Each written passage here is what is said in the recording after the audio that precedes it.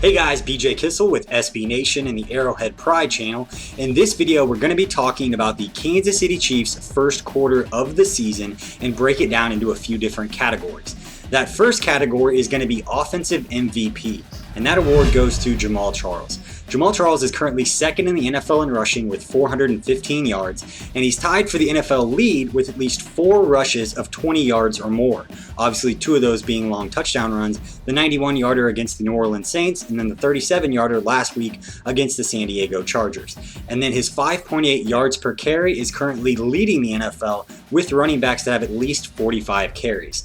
He's also caught 12 passes out of the backfield, which puts him third on the Chiefs in receptions. He's definitely been the bright spot for the Kansas City Chiefs offense so far this season. Now, the defensive MVP is going to linebacker Justin Houston. Houston is currently 8th in the NFL with 4 sacks and has been the breakout player for the Kansas City Chiefs defense so far this season. The combination of Justin Houston and Tom Ali makes the Chiefs have a dangerous pair of outside linebackers for the foreseeable future. His 3-sack performance against the New Orleans Saints was the key difference in the only game the Chiefs have won this season. He seems to be only getting better and better the more comfortable he gets in Romeo Crennel's defense. So this is a great sign moving forward for the Kansas City Chiefs. Now, the most valuable rookie, that goes to left guard Jeff Allen. Now, while Allen hasn't exactly lit it up at left guard since stepping in due to the injury to Rodney Hudson that caused Ryan Lilja to move from left guard over to center, but he's done a good enough job to help Jamaal Charles be second in the NFL in rushing and lead in yards per carry like we just talked about. So he's made some plays, he's had some struggles, but he's coming to a situation where he has to be very good because the Chiefs' offense is so dependent right now on the run game. So I'm not sure where the offensive line would be right now if it weren't for Jeff Allen and the injury to Rodney Hudson. So he's definitely, without a doubt, the most valuable rookie for the Chiefs right now based on their entire personnel.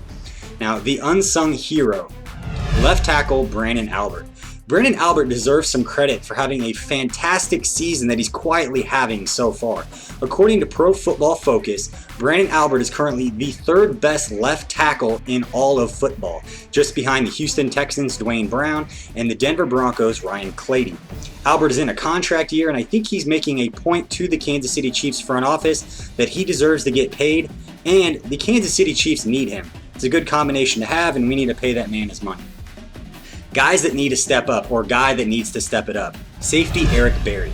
In the midst of everybody talking about clamoring about the bad quarterback play for the Kansas City Chiefs, we already knew that the quarterback situation wasn't great. What we didn't know is that our all-pro safety from 2 years ago would be playing this poorly. He has not had a good season. He has not been playing well. It seemed like he had taken a step forward against the New Orleans Saints, seemed to have a little quickness back, was making some plays, and then against the San Diego Chargers, 2 huge pass interference penalties, and then consistently burned by Chargers tight end Antonio Gates.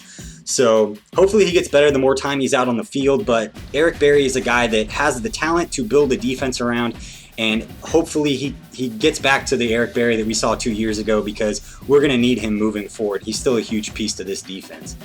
Now, the next 4 games for the Kansas City Chiefs are against teams that have a combined record right now of 8-8. We play the Baltimore Ravens this Sunday, October 7th in Kansas City.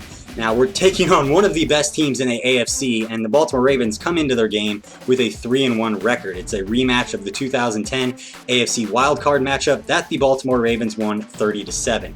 The Chiefs, this game could set the course of the season for the Chiefs because they need to play well in this game. And then the next week they take on the Tampa Bay Buccaneers on Sunday, October 14th. That game is in Tampa Bay, and the Buccaneers currently have a record of 1-3. But they do boast the 4th best rush defense in the NFL, but do have the 32nd last ranked pass defense in the entire NFL. Chiefs then have the bye week, and then they go and take on the hated Oakland Raiders Sunday, October 28th in Kansas City. I'm personally going to be at that game, and that's a game the Chiefs need to win. The Raiders are currently 1-3, and fun fact, the Raiders are currently last in the NFL in rushing. Then the following week, the 8th game of the season, is a first primetime game for the Chiefs against the San Diego Chargers, Thursday, November 1st in San Diego. After this game, we'll know what kind of season the Chiefs are going to have, as that marks the midway point of the season. For SB Nation and Arrowhead Pride, I'm BJ Kissel.